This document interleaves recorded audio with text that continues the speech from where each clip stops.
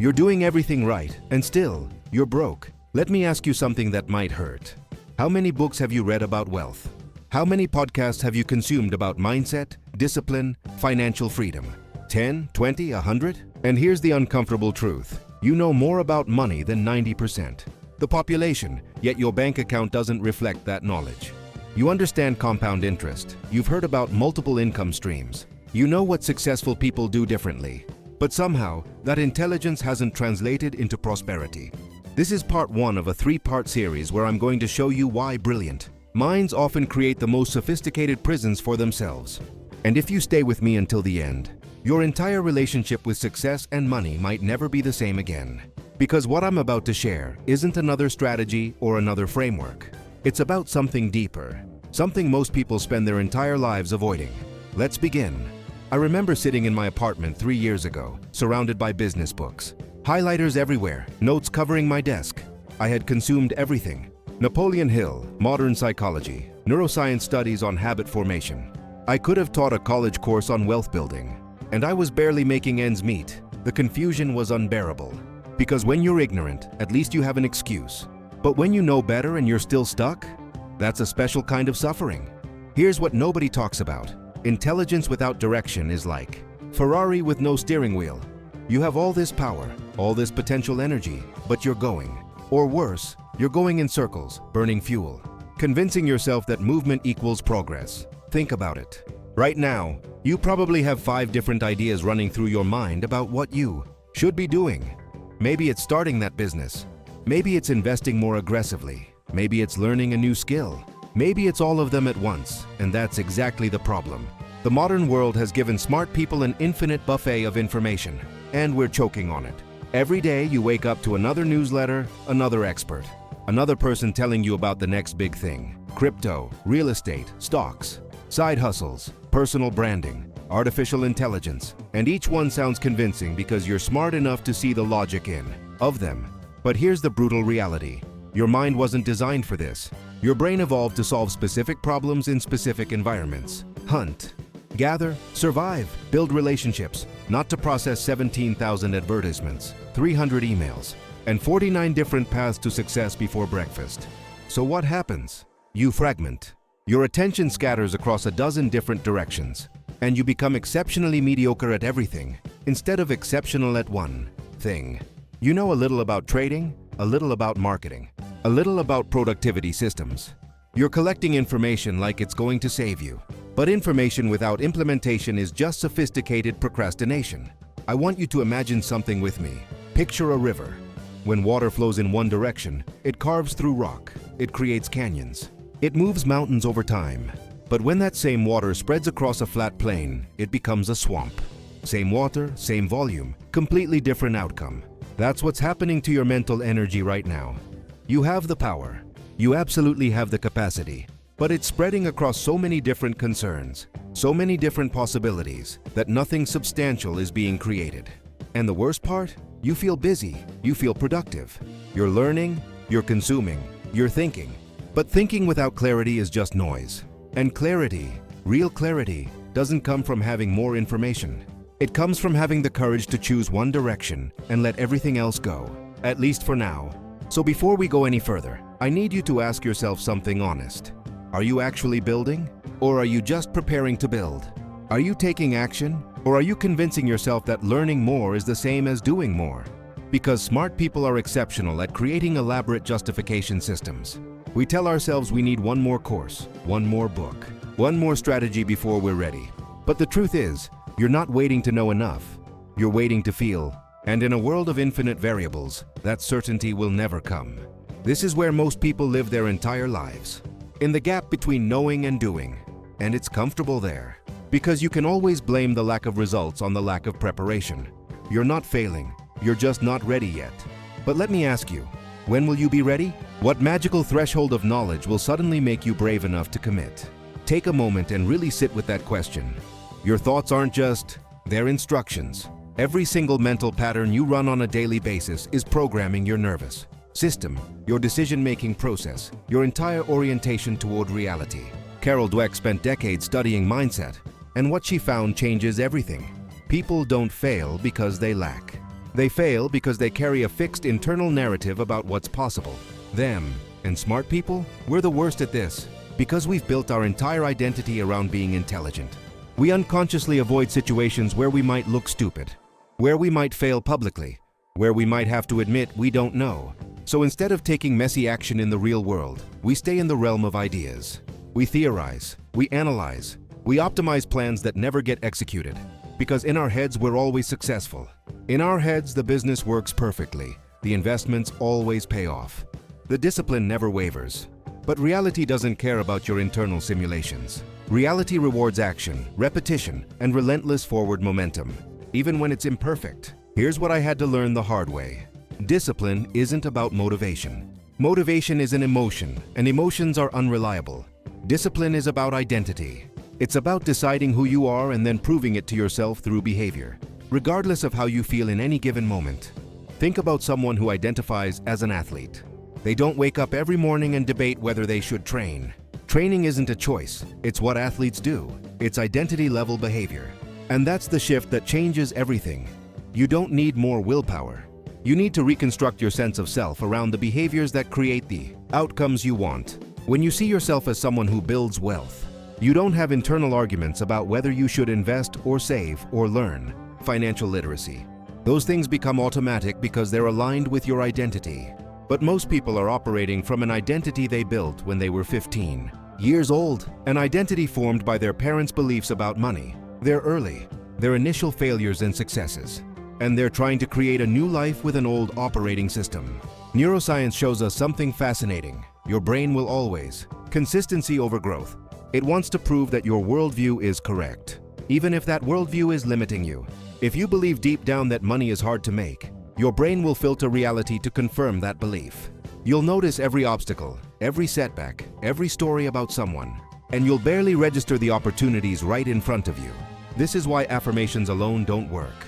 You can't just repeat positive statements and expect your subconscious programming to change. You have to give your brain new evidence. You have to take actions that contradict your old story and do it consistently, enough that your nervous system starts to believe the new narrative. Let me give you something practical. Every decision you make is either reinforcing your current identity or new one. Every single choice. When you wake up and immediately check social media, you're reinforcing the identity of someone who reacts to external stimuli. When you wake up and spend the first hour on something that moves your goals forward, you're becoming someone who prioritizes what matters. Those small moments, they don't feel significant in isolation, but over weeks and months, they completely reshape who you are at a fundamental level. Now, I want to pause here, because this is the only time I'm going to ask you for something. If this video is landing for you, if something I've said is resonating, take 2 seconds and hit the like button, leave a comment, follow the channel. It helps more people find this content, and honestly, it tells me that this matters to you. Also, in the first pinned comment below, I left something that might save you years of trial and error. It's a practical guide with exercises I personally use to cut through mental fog. Rebuild focus from the ground up. 21 specific activations designed to recover clarity and energy in 7, even when everything feels chaotic. It costs less than a coffee, but the return on that investment could be the difference between another year of confusion and finally gaining traction. Check it out if you're serious about this. All right, let's keep going. The gap between where you are and where you want to be isn't about intelligence. It's about congruence. Are your daily behaviors aligned with your stated goals? Or are you living in contradiction? Saying you want financial freedom while spending your evenings scrolling instead. Building? Most people lie to themselves constantly. They say they want wealth, but they're not willing to delay gratification. They say they want discipline, but they won't wake up early.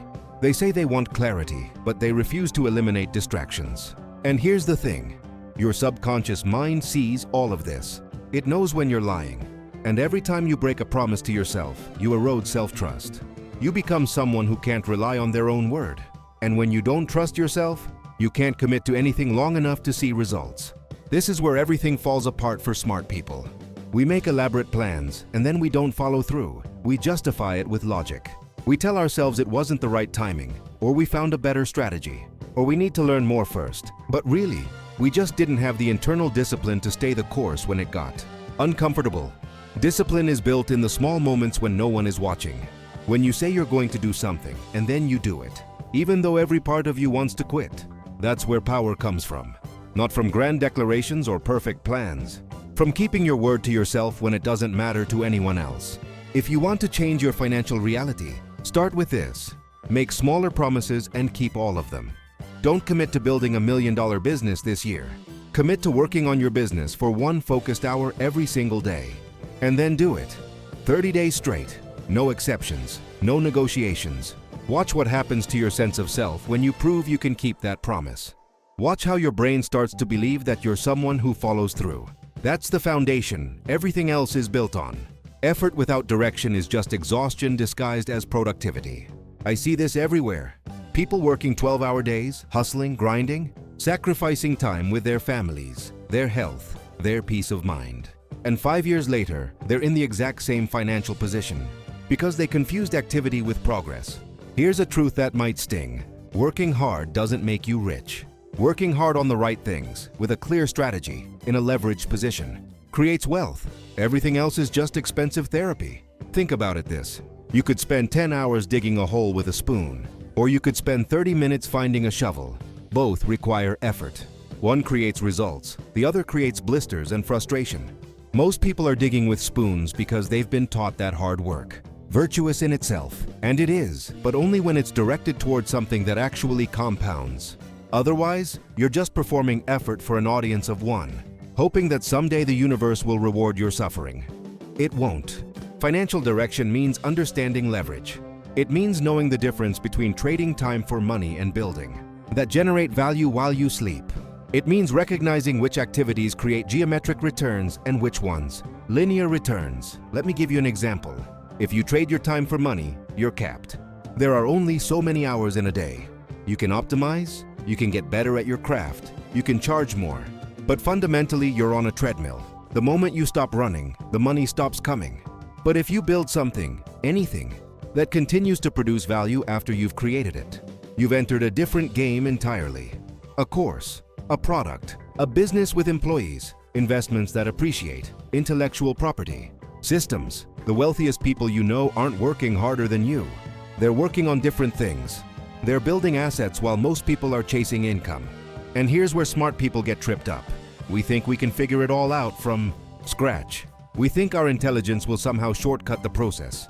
But prosperity has principles, and those principles don't care about your IQ. You need models. You need mentors, even if they're just people you study from a distance. You need to see how wealth is actually built in the real world, not in theory.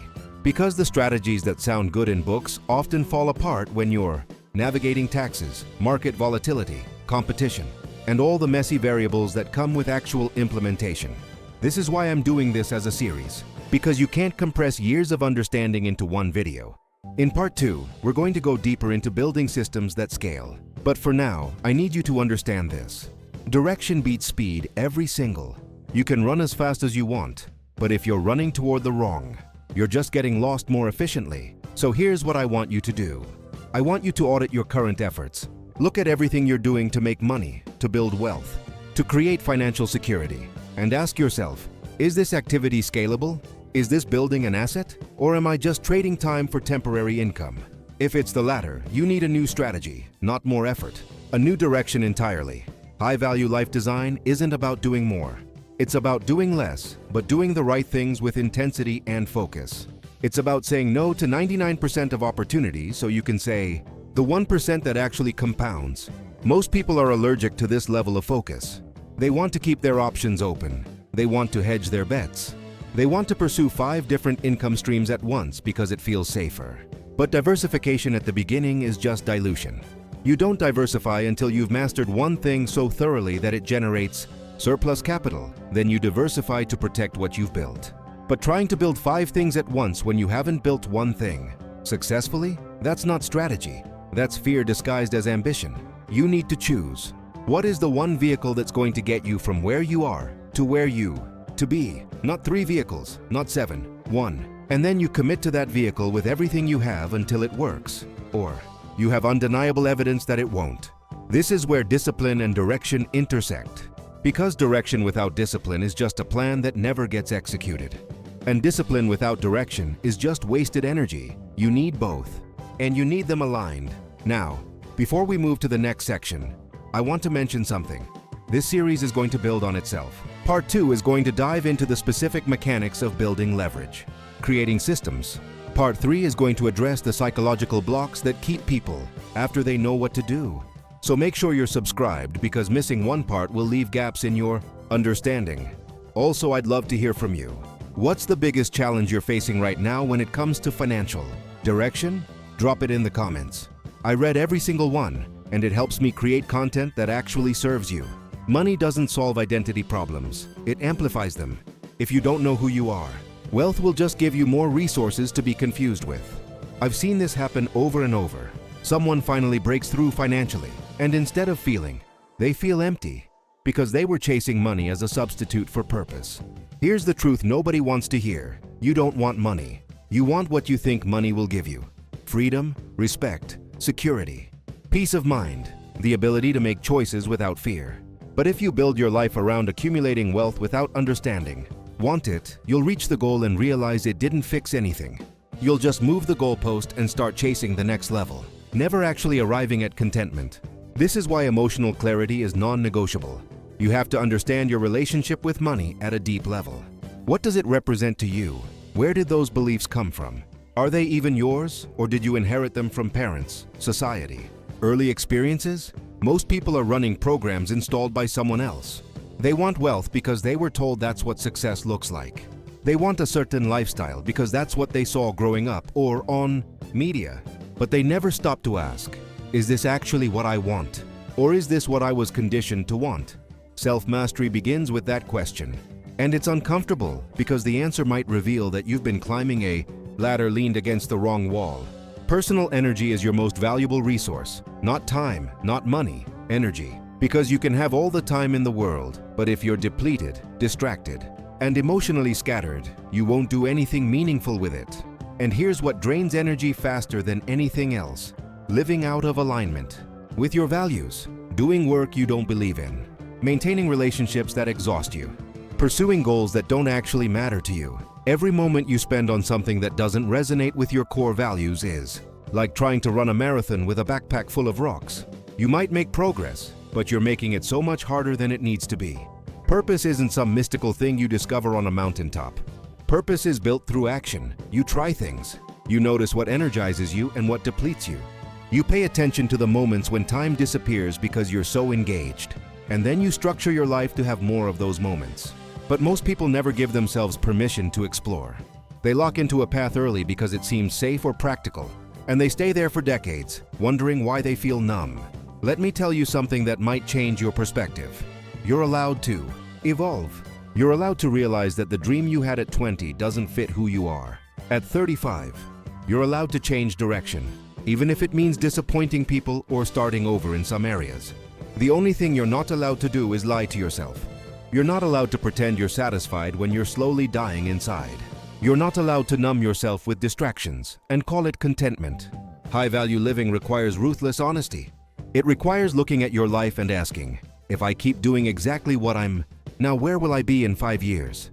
And if that destination doesn't excite you, something has to change, not someday. Now, because time is the one resource you can't get back. You can always make more money. You can rebuild relationships. You can improve your health, but you can't reclaim wasted years.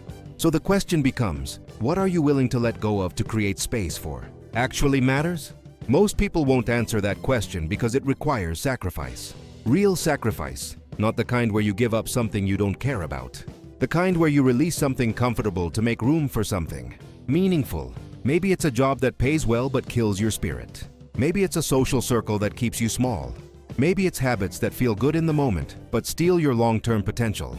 Whatever it is, you know what it is. You've known for a while. You've just been avoiding the decision because making it would mean stepping into uncertainty. But here's what I've learned.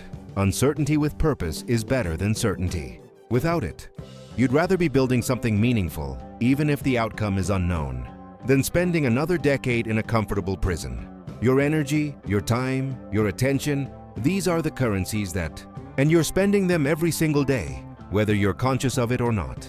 The only question is, are you spending them on things that compound into a life actually want? Or are you spending them on autopilot, reacting to whatever demands the loudest attention? drifting further from the person you know you could become. So let me bring this back to where we started. Why do smart people stay broke? Because intelligence without action is just potential energy. It's a car with a full tank that never leaves the driveway. It's all the knowledge in the world trapped inside someone who's too afraid to. In reality, you're not lacking information, you're lacking commitment. You're lacking the willingness to look foolish while you figure things out. You're lacking the discipline to choose one path and stay on it long enough to see compounding returns. And most of all, you're lacking clarity about who you actually are and what you're building this for. Everything we talked about today, mental reprogramming, financial direction, discipline, identity, it all connects, because wealth isn't just about money. It's about building a life where your external reality reflects your internal values, where you're not chasing someone else's definition of success, where you wake up with energy because you're aligned with what you're creating. This is part 1 of 3. In the next video, we're going deeper into the mechanics of leverage and how to build systems that scale. But none of that will matter if you don't first fix the foundation we covered today. So here's what I need you to do. If this video triggered something in you, if you felt that uncomfortable recognition that maybe you've been lying to yourself about where you are and what needs to change, I want you to write it down. Not just think about it, write it down. In the comments, tell me, what's the one decision you're committing to starting today? Not next week, today. It could be as simple as, I'm going to stop consuming information and start implementing what I already know. Or, I'm going to choose one income vehicle and commit to it for the next 6 months. Or, I'm going to stop pretending I'm satisfied and actually design the life whatever it is, declare it. Because there's power in stating your intention publicly. It makes it real. And if you found value in this, share it with someone who needs to hear it. You probably know at least one person who's stuck in the same loop, smart, but somehow always struggling financially. Send them this video. It might be the wake-up call they've been waiting for. Part 2, drop soon. Make sure you're subscribed so you don't miss it. Until then, stop preparing. Stop consuming. Stop waiting for the perfect moment. Start building. I'll see you in the next one.